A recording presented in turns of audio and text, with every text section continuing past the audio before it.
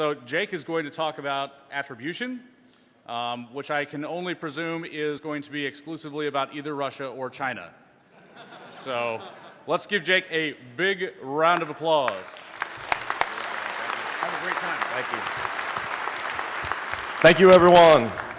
Great to see everyone here. I seriously don't see enough beverages in people's hands, though, so maybe you should fix that. But my name's Jake. I'm the CISO for risk-based security.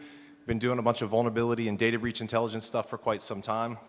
I want to also recognize Lee Johnstone for all the work and the creation of the data and everything. So the talk here is today, it's cyber whodunit, attribution analysis through arrest history. So we really are going to play a cyber drinking game. You guys are just going to have to get over it because we're going to say cyber a ton through this talk. So anytime you see in the slides that it says cyber, or you hear me say cyber, you should drink. And I only see a few beverages over here, so we'll see. And I don't care if it's beer or root beer, so no pressure. All right, so if you look back over the last 5 years, data breaches just keep occurring at alarming rates, right? It's just ridiculous, the amount. And it just shows that it's not getting better. And so it doesn't matter how many blinky lights, boxes we buy from security vendors, we're still just seeing a ridiculous amount of breaches. In fact, 2015 was the most amount of breaches that we've ever tracked.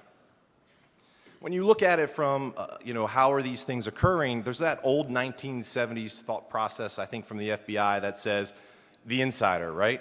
But when you look at the data from 2015, it shows that 77% of them are actually coming from the outside, right?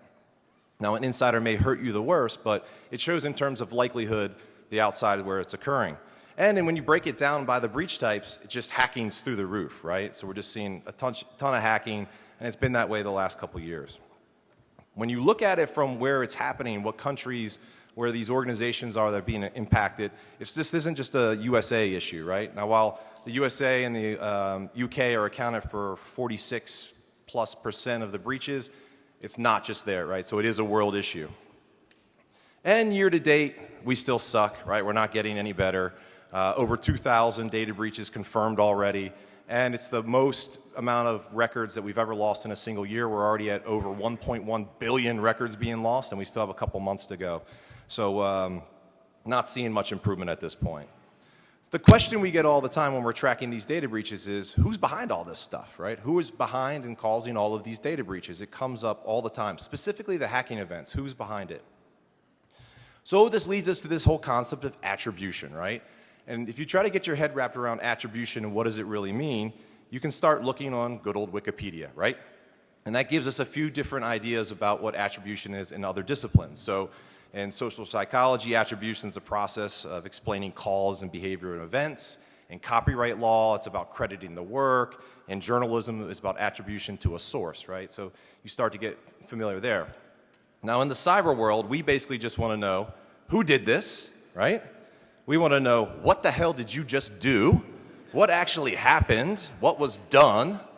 And then finally, why? Why did you do this? What are the motives? Can I have some reasons, right? So if you think about it, you always hear this saying, knowledge is power, but in these days and times, it's really starting to be attribution is power, right? And this seems to be the case. We want to know what's going on, who's behind all of this stuff. So nothing brought this attribution debate and problem more clear than the Sony breach in December 2014, right? So we should all remember this whole GOP, Guardians of the Peace, taking credit for this breach. And there was serious debate over this breach. What was the motives? Who did it? And it was so ridiculously bad about the back and forth, it led just to a ridiculous amount of lulls from the security community, right? So we actually created these cyber war attribution bingo cards.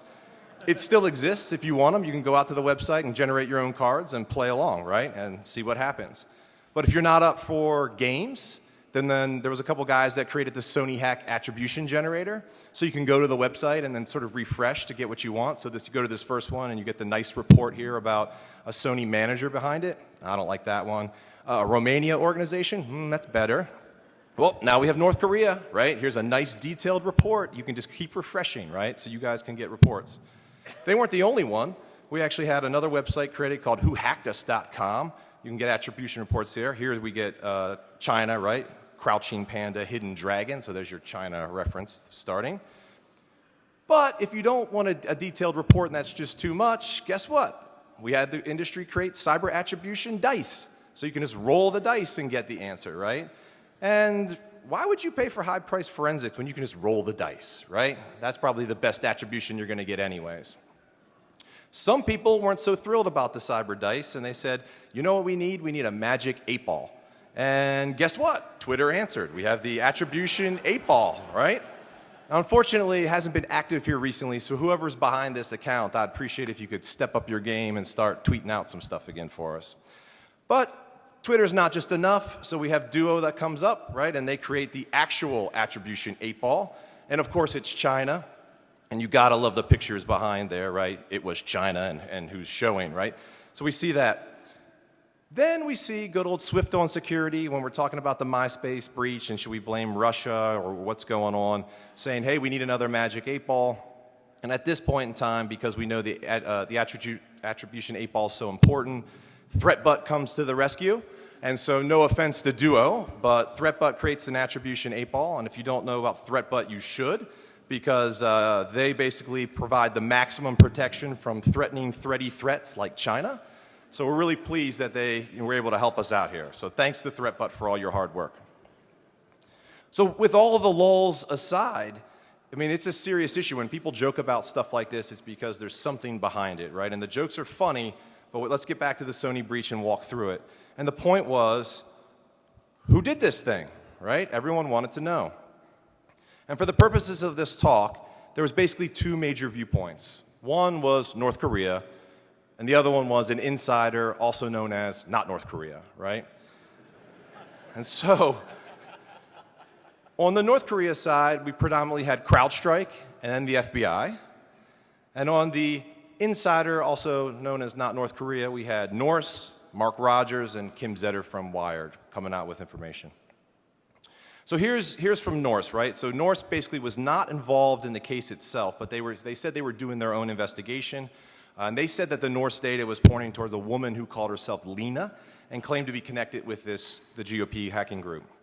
Norse believed that they identified the woman who had worked at Sony in Los Angeles for about 10 years and then was involved with it. And so what comes from them is we are very confident that this was not an attack masterminded by North Korea, right? So they're coming out pretty vocal. It's not like it may be. We're pretty damn confident it's not them. Then you have Mark coming out basically saying he wasn't seeing hard evidence either. And he has some really good articles that if you haven't read, you should go to his website and read to better understand his point of view. But he mentioned things like the broken English that was being used for attribution looked really too deliberate, right? The code that was written on a PC with the Korean local makes it actually probably not North Korea. Hard-coded paths and passwords and whatnot really did make it seem like someone knew that information from Sony from the inside.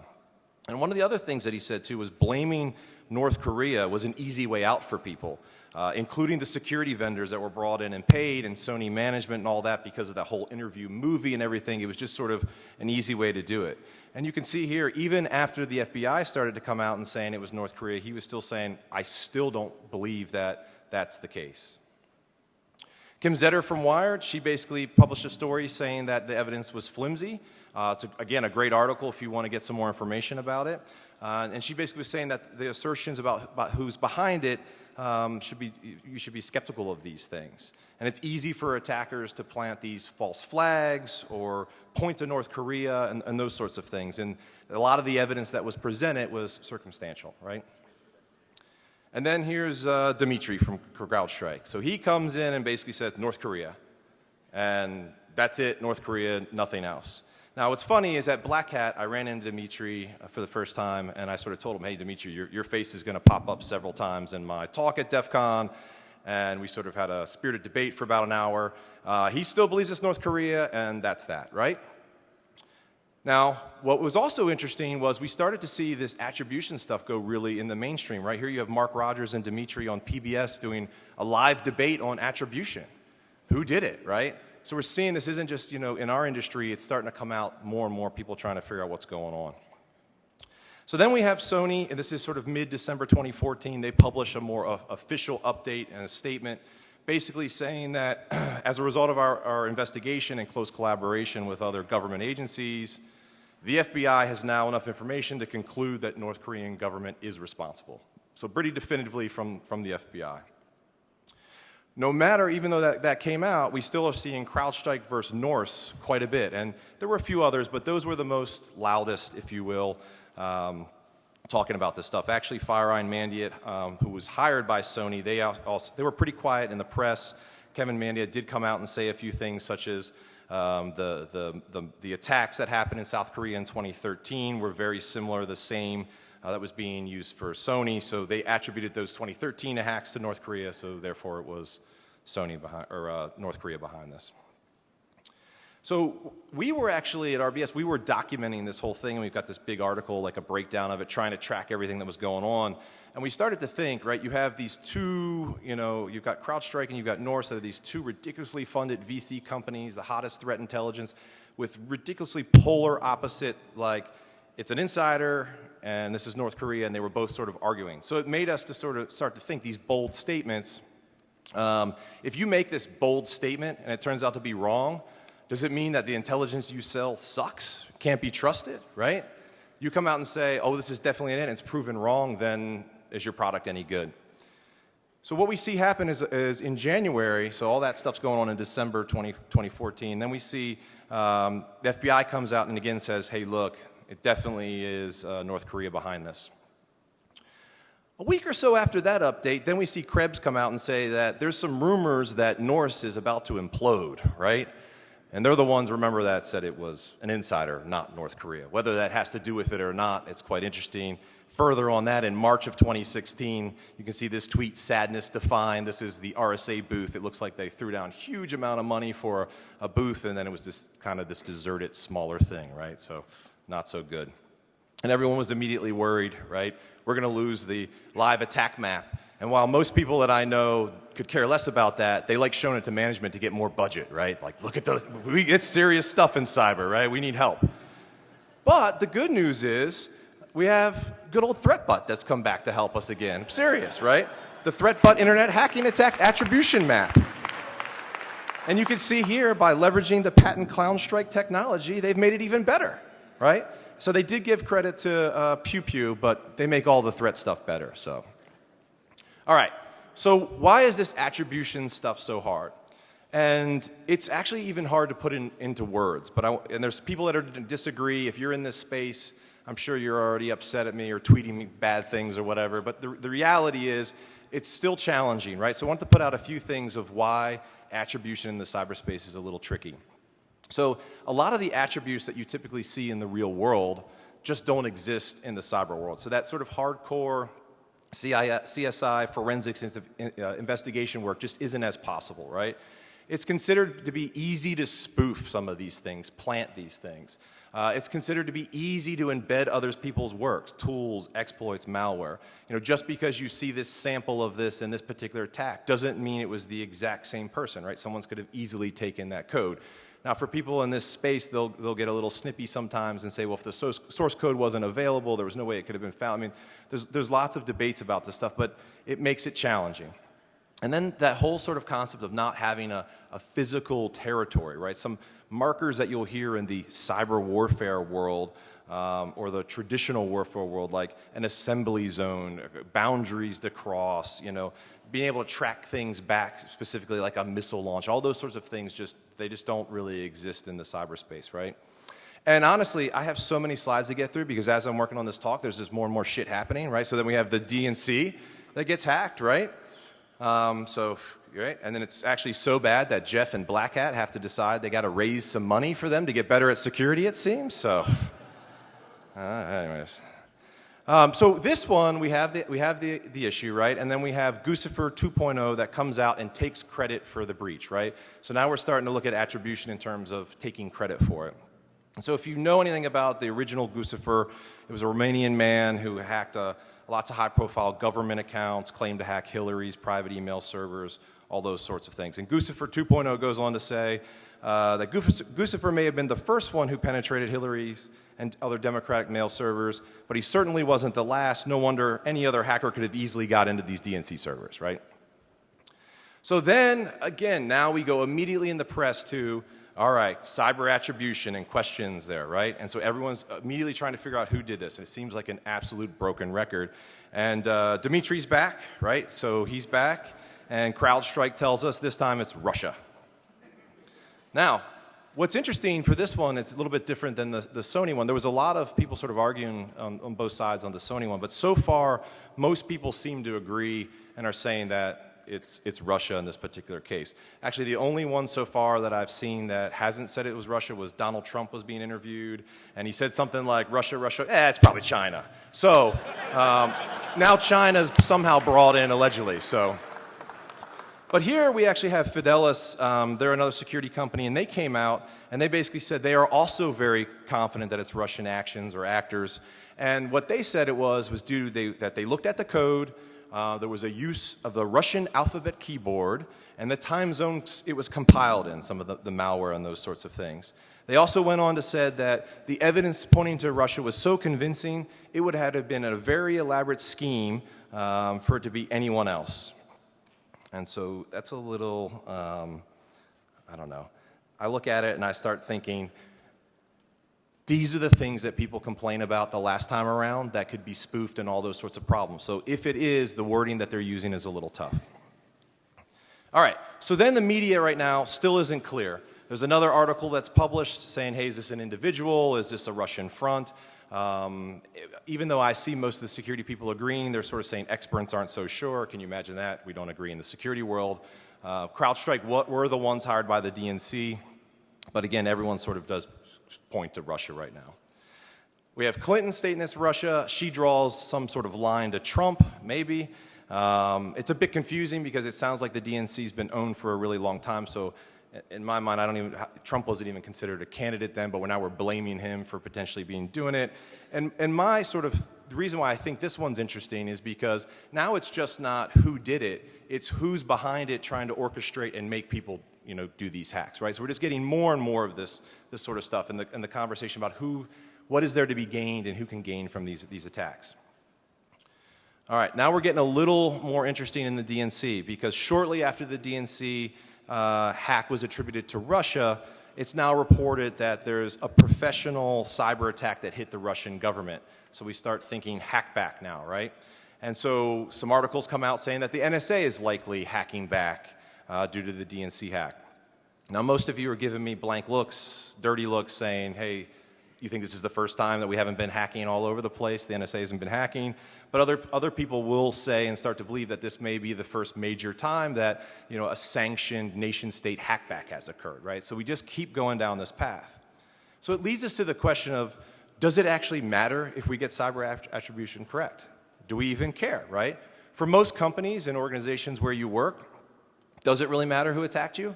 You've got to deal with the breach. You've got to deal with the problem. The fact that you got hacked is the issue. That's not going to change a whole lot about financials or whatever else, right? But for other cyber attribution, it does really matter. Because after the Sony attack, right, when the FBI concluded it was North Korea, then the USA imposed new sanctions on North Korea in response. In February of 2016, Congress sends North Korea cyber sanctions bill to Obama, saying that anyone that's caught aiding the country's cybercrime, they're going to get penalties now as well. So we're seeing the attribution leading to real-world things. So last month, North Korea expressed their thoughts about the U.S. sanctions. The foreign ministry issued a statement carried by the Korean Central News Agency, basically saying the sanctions on Kim and 10 other officials were peppered with lies and fabrication, and then went on to say that now that the U.S. has declared war on the DPRK, any problem arising in relations with the U.S. will be handled under the latter's wartime law. So we're seeing things, even though there's a lot of rhetoric that comes out of certain countries, we're seeing things escalate based on attribution. And then just a few days ago, now it's reported that the United States is considering economic sanctions on Russia for hacking, right? Nefarious activities in the cyberspace, and that economic sanctions have been used before, and they could possibly be used in preparing for response of cyber threats. So how can we actually figure out what's going on behind these hacks? Or why can't we might be a better question, right? No security firms typically tend to agree. We can't trust when people are claiming attacks, easy to hide IP addresses via proxy servers, Tor, etc. correlations, as we've already talked about, between certain pieces of malware really aren't just hard evidence, although people in this space will debate that to the death. Information and evidence many times isn't fully shared to protect sources, so just say, trust me, this is what it is. And then there's this whole behavioral analysis of doing analysis of writings and things like that, which doesn't come across to many as very hard evidence. So then, as we go from there, then the question becomes, do we actually need to improve our cyber attribution capabilities? And, I don't really care for the folks that think that they're doing it really awesome and it's well enough or perfect. That's great. There's still others that aren't so sure. But I think that if we're going to be punishing countries and getting more of this act of war rhetoric, we better be damn sure that when we come out and say something that we actually know what's going on. And so regardless of whether you're on one side or the other in terms of how we are with attribution right now, I think we can all agree that we need to continue to invest in and improve a digital attribution. It's clear that the impact could have. And there are a lot of smart people working on this, so I think that's great. All right, so this leads us to the Arrest Tracker project. So what we wanted to do was we wanted to collect data to hopefully better understand what's going on with cyber crimes, right? Another viewpoint to attribution and a much different lens, right? And so Arrest Tracker was originally founded by Lee Johnstone. He's also the founder of Cyber War News, if you ever followed any of his stuff, really smart researcher. And so it was founded in 2013, and the project aims to track computer intrusion incidents resulting in arrest, detaining of persons, seizure of goods, and all sorts of other things. Tracking incidents from all cyber. Again, if you have alcohol, drink. I've been trying to say it as much as I can. Also, if you notice in the lower right-hand corner, it says cyber on every slide. So I wanted to make sure we were going to get to where we needed to for later tonight.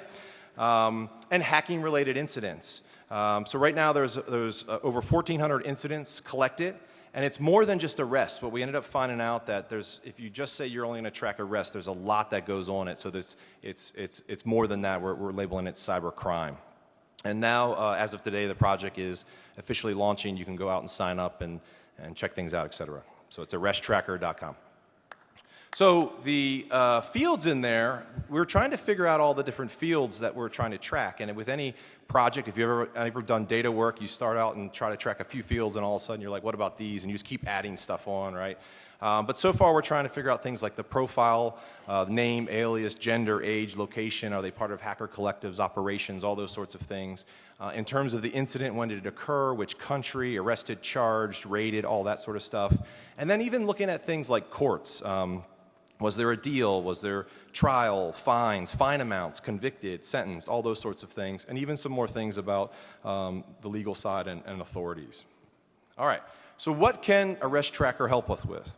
Well, first, we definitely need to recognize there's some limitations with the data, right? So some quick disclaimers. So if you're a data scientist or a data security metrics nerd and you want to come give me grief, I get it. But we're trying to start somewhere and grow this so we can have some data sets to look at as we improve and get better. But you have to remember there are some limitations.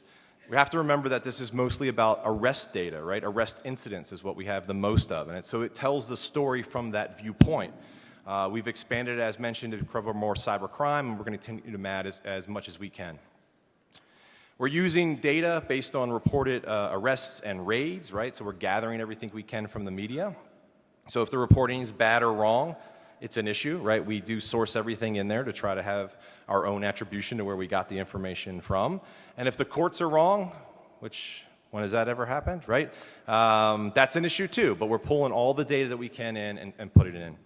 So we also need to remember that in many cases, the government allegedly would rather track and follow criminals instead of arresting them for various reasons. So again, we're only adding in data here that has had some sort of crime, prosecution, arrest, et cetera. So with that said, what can Arrest Tracker tell us? Well, quite a bit, actually. So detailed statistics about crime arrest, who's behind these data breaches and crime, what are the demographics, what's going on with extradition, details on sentences, monetary fines, learning about law enforcement and what's going on, certain judges and how do they view cases, and then profile a hacker, and I'm sure anything else that you guys can think of, we can ask the data set. So most people always are asking us, what is a hacker? What's the profile of a hacker? And the media basically is settled in on the ski mask behind the laptop, right? We all agree on that.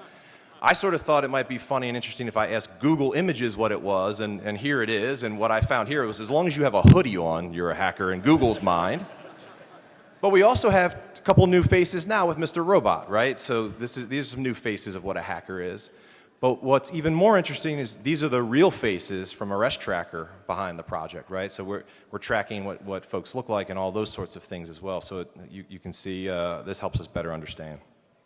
So looking at the timeline, here's an eye chart for people way in the back. Shows that there's been crime and incidents going back to the 1970s, right? There was some, and you can see that over the course, but really not a lot of activity in this space or incidents that we've tracked until the 2000s. If you drill in closer on the 2000s, you can see that things are on the rise without a doubt, right? We're seeing a lot more activity in this space. So the cyber incidents over the past decades, the 70s we saw 2, 80s 37, 1990 59 incidents, in the 2000s 345, and the current decade 988 incidents. So we're seeing quite a bit that we're adding in. Now, that being said, there is a lot of old research. So Jericho of attrition.org has on his to-do list. It's been on it for a while, actually. I'm going to have to give him some grief to go through some of these old books and pull out some more incidents from the 70s and 80s. So definitely need more help and more research putting in some of the older things as well. So the oldest incident from the 70s we actually have is from 1971.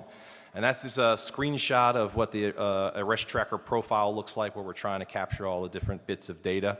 And so you can see here, Hugh Jeffrey Ward, it occurred in 71. He was 29 years old at the time. He was accused of breaking into the ISD computer systems and stealing data, trade secret theft, pled guilty, fined $5,000, and 36 months of probation. So that's 1971. Now, does anyone recognize this picture? That's laughing, but does anyone really know it? The guy that had the most friends on the internet for a while? This is Tom. There we go, right? This is MySpace Tom. So MySpace Tom, maybe people don't know this, he was a co-founder of MySpace, but the media back here reported him as a real-life war games hacker in the 1980s. And so he was also known as Lord Flathead, a.k.a. MySpace Tom. And so this is his profile in Arrest Tracker. And so in 1985, he had an issue. He was about 14 or 16 at the time. There's some conflicting reports there. But he allegedly hacked into Chase Manhattan Bank, told his friends how to do it. The FBI raided him in California and seized all of his computers.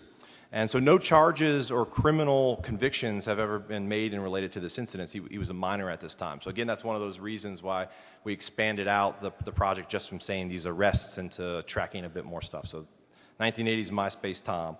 And what's interesting about this, as we've been collecting each of these incidents about the people and what's going on, each incident in Arrest Tracker has this story to be told, right? And so from the 90s, we pulled out some folks. The Mitnick story's been told many times, even last night. We had the movie night of the 2600 stuff, but there's many other people in here that each have their own story to be told. Here's from the 2000s, some notables that you may recognize or not. But some of these folks that you may not know what they were up to, and they have their own story. And then here's some more recent interests, and some of them have some really bad and sad consequences of our legal system as well.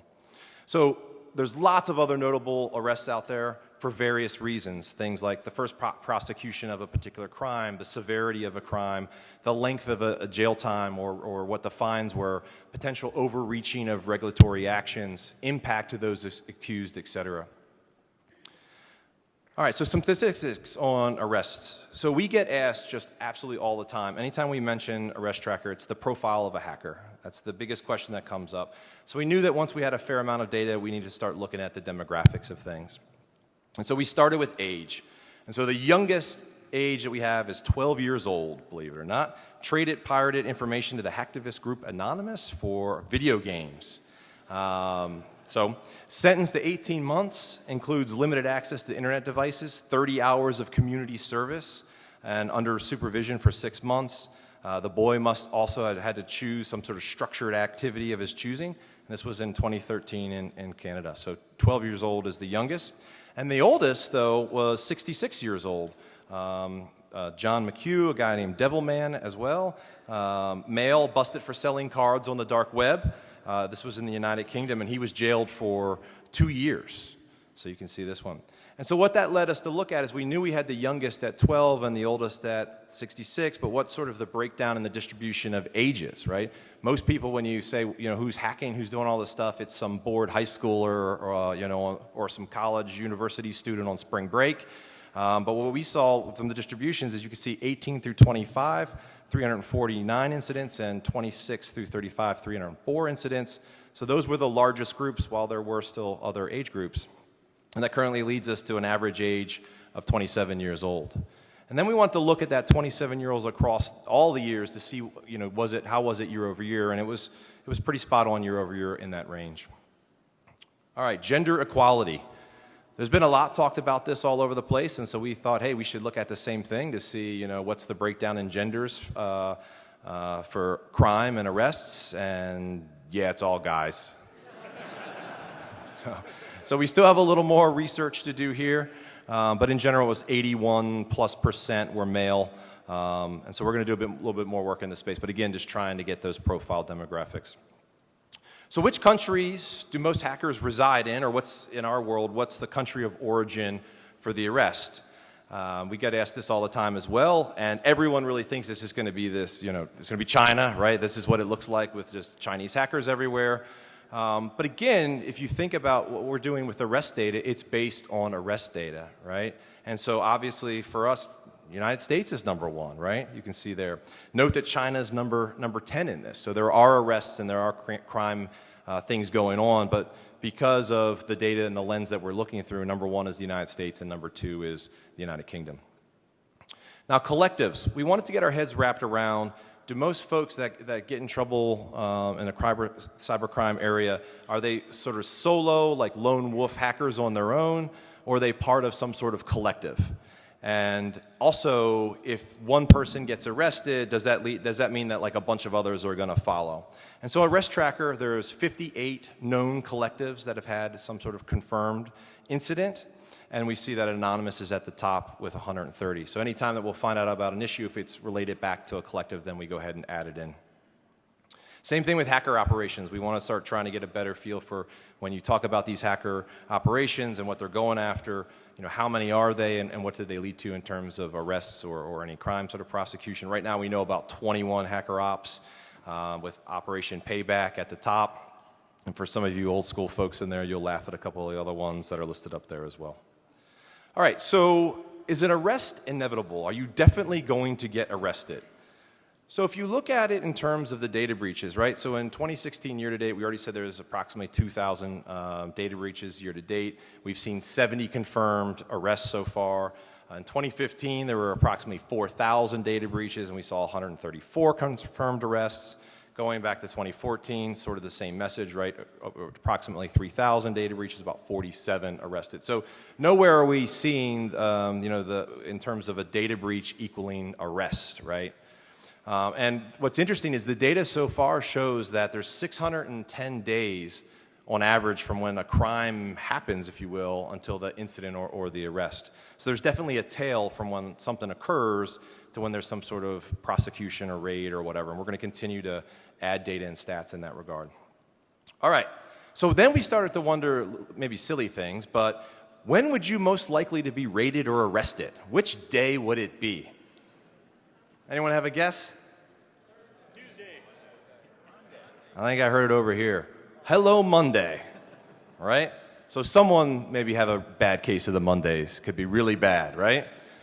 We originally guessed when we thought about it, we thought it would be on a Friday, but it looks like, looking at the data, you get to enjoy your weekend, and then on Monday, it's going to be a real bad day for you, potentially. And then we started asking other questions like, what part of the year, what month would it be, right? And Arrest Tracker could tell us that same thing. No one ever gets this one right, so I won't even ask you guys. But April seems to be when more showers can come onto the hacker community as well. So now countries pursuing cybercrime, as you can easily guess, USA is the most active, number one, right? But the top 10's somewhat surprising in some cases. And China, no, they're not in the top 10 of pursuing cybercrime, okay? We started to look at things like extradition, and we're currently seeing that only the USA has any extraditions that are tracked. And there's 42 of them that we're aware of. And so you can see the top 5 countries: Russia to the United States at 8, Romania to the U.S. 7, Estonia to the U.S. at 6, Canada to the U.S. at 3, and the United Kingdom 3 as well.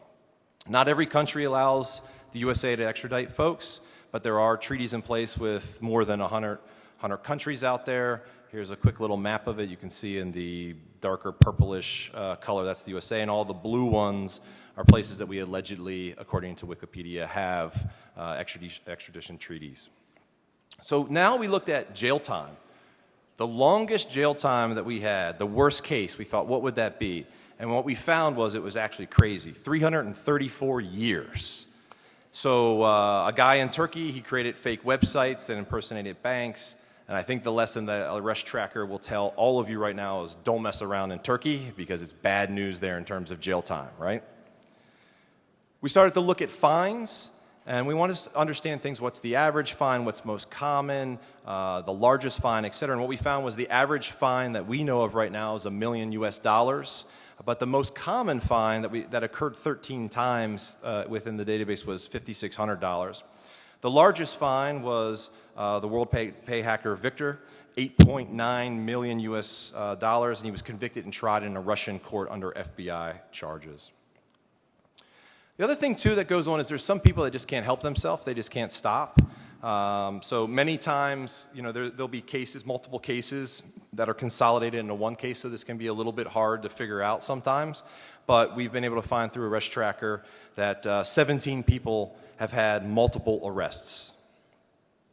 And we're asked all the time, this is another question we get asked all the time, is how many people, when they get busted, are assisting authorities? And so we do have the fields in Arrest Tracker to track this. However, it is pretty rare, and it's hard to find this data. But when looking through the database right now, there are 30 people that have confirmed to have assisted the authorities in some fashion. All right, so getting down to this, what is a profile of a hacker? So the data suggests that really there's no single hacker or cyber criminal type, right? That's sort of a bit all over the place. But if we were forced to say what the profile of a hacker is based on averages and things that we can find, gender is going to be a male. The age range is going to be 18 to 35, or in the average 27 age range. Again, going to be in the U.S. A lot of that is because, again, the arrest data that we source. But if not the USA, it's going to be the U.K. or Philippines. The crime will be hacking. If it's not hacking, then after that it would be some sort of cyber fraud or data theft that we classify. And most likely active since year 2000. Motivation right now, still having problems tracking that in a relevant way, so we're still trying to figure what we can do in Arrest Tracker to make that a bit more clear. All right, most wanted. Who hasn't been arrested yet? Well, I'm not sure if everyone knows this or not, but the FBI at their website maintains a listing of wanted cyber folks. You can go out there and check it out. There are 28 total listed as of just this week. They have a profile basically on everyone that's listed up there, so they'll have your picture and a wanted poster, and then an alias and a whole bunch of other information, weight, eye color, all that sort of stuff, and then details on the rewards that they'll offer if you can help bring them down, some other remarks. And there's this other section that's called caution. That'll put a lot more details on what they were up to, and even mention things like if they're considered a flight risk and all those sorts of stuff. And in this particular case, offering a reward up to $3 million for the information leading to the arrest or conviction of this particular guy. So you can see here's a listing of all the images from the website. The profile looks a little different than the arrest data that we've been talking about, right? And what's interesting, if you had to guess the total amount of reward money all added up, it's about $4.49 million in potential rewards if all these people were, someone informed them to the FBI. What we're also starting to see, too, is that when hackers are doxxed or when information becomes aware, are they definitely going to get arrested? And so what we saw in March of 2016 is Ghost Shell, many of you know, doxed himself. He revealed himself. And he described that he's been active since January 2012, that he was one of the ones that started Op Romania. He's attacked the government, all those sorts of things. So this is, March 2016. But then here he's leaking 39 million accounts in protest, and that was in June, right? So all the information about him. He came out and basically said everything, who he was, et cetera, but he's still active. And so it's clear that for us, we still want to make sure we understand a bit more about law enforcement, specific about cases. Are there certain characteristics of data breaches or cybercrime that leads to more law influence? Those sorts of things. So we're trying to track more on that so we can get a better answer. All right, so as we're wrapping up here now, so what's next for us? Well, the actions are clear for us as data quality is top of our mind. We want to make sure that we continue to have the best data, that we can have everything that we need to so we can answer these questions as best as we can, but at the same time answer all the questions that people have for us. So if you find something wrong and you log into the project, please tell us, right? There's no pride in authorship. We want to fix things up. We care about the data. We want it to be accurate. And we want more data. We want to increase coverage of cybercrime events. We want more data fields per incident, by person, all those sorts of things. So if you're interested in helping out, please do. For future ideas and features that we're looking at, we're trying to add more data fields about individual persons. So the ability to handle complex issues, things that you wouldn't necessarily think, like a Romanian national that lived in Canada for 15 years but then was arrested in the United States, right? We want to be able to try to track some of those things. When we get asked about location and profile, we can explain it a bit more. A lot of thought's been going into ability to track motivation and then mapping to known data breaches so we can understand impacts and all those sorts of things. You know, are there certain types of hacker profiles that go in after certain types of industries, et cetera? More work on the most wanted. Some thoughts we've thought about are, you know, how long are they on the most wanted before they get arrested?